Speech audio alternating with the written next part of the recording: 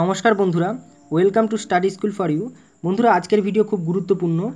আমরা কদিন আগেই জেনেছি যে কলকাতা বিশ্ববিদ্যালয়ে 500-র কাছাকাছি কর্মী নিয়োগের একটা নোটিফিকেশান জারি করেছে।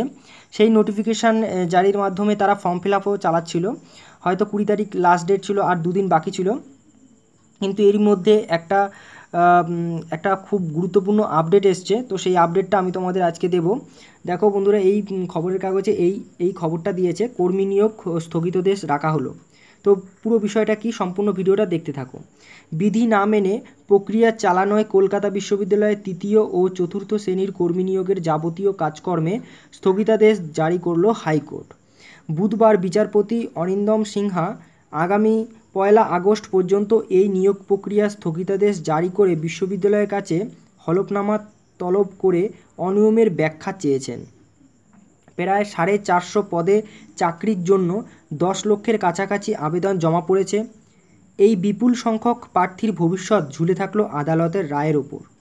বিশ্ববিদ্যালয়ের তরফে প্রতিশ্রুতি দেওয়া হয়েছে, ত্রুটি শুধরে না দেওয়া পর্যন্ত নিয়োগ প্রক্রিয়া বন্ধ রাখা হবে। 2014 সালের রোস্টার অনুযায়ী 2018 সালে কর্মী নিয়োগের জন্য গত 29শে জুন একটা বিজ্ঞপ্তি জারি করে। বিশ্ববিদ্যালয়ের তরফে এই নিয়োগের দায়িত্ব দেওয়া হয় এসএসসিকে, সেটা আমরা প্রত্যেকে জানি।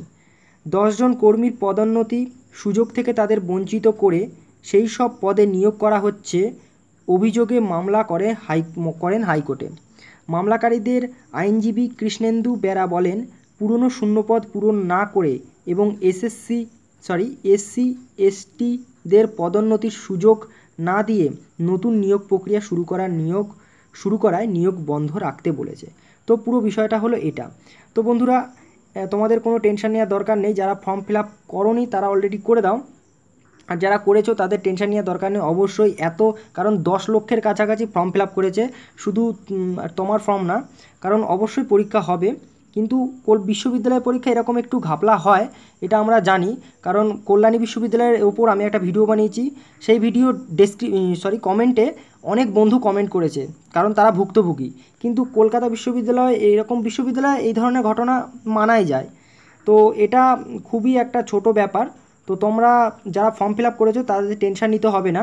কর্মী নিয়োগ এখন তো স্থগিত রাখছে না, কারণ আজকেও ফর্ম ফিল আপ চলছে। ওয়েবসাইটে আমি দেখেছি এরকম কোনো এখনও নোটিশ দেয়নি। ঠিক আছে, অবশ্যই তারা পরবর্তীতে জানিয়ে দেবে। আবার এটাও দেখা যেতে পারে যে পরবর্তীতে হয়তো কোনো কিছু জানালো না, এরই মধ্যে এই সব কিছু সলভ হয়ে গেল। তো এরকম একটা নিউজ এসছে বলে আমি তোমাদের জানিয়ে দিলাম। এই নিউজের ওপর ভিত্তি করে কিন্তু তোমরা ফর্ম ফিল আপ বন্ধ করবে না। আর দুদিন আছে, ঠিক আছে। অল্প কিছু টাকা লাগবে, টাকাটা দিয়ে ফর্মটা ফিল আপ করে দাও। কারণ পরীক্ষা তো অবশ্যই হবে, কিছুদিন পরে হবে পরীক্ষা। কারণ এখানে একটা দেখো নিয়ম লঙ্ঘন করেছে, অবশ্যই তাদের পদোন্নতির সুযোগ থেকে তাদের বঞ্চিত করে কেস করেছে। কারণ এটা বিশ্ববিদ্যালয়েরই একটা ভুল, বিশ্ববিদ্যালয় তাদেরকে নতুন করে নিয়োগ করছে, এই জন্য এই ধরনের কেস হয়েছে, এবং অবশ্যই তার জন্য কিন্তু এই কর্মী নিয়োগ বন্ধ রাখতে হবে। তো এটা এখন পর্যন্ত লেটেস্ট আপডেট নিউজ, কিন্তু এরকম কোনো নিউজ কিন্তু ওয়েবসাইটে জানানো হয়নি এসএসসির। ফলে ফর্ম ফিল আপ চলছে, 20 তারিখ পর্যন্ত বোধহয় লাস্ট ডেট আছে। তোমরা সবাই ফর্ম ফিল আপ করে দাও, ঠিক আছে। কারণ পরবর্তীতে কিন্তু নাও হতে পারে। পরীক্ষা অবশ্যই হবে, আজ না হোক পরে তো হবে।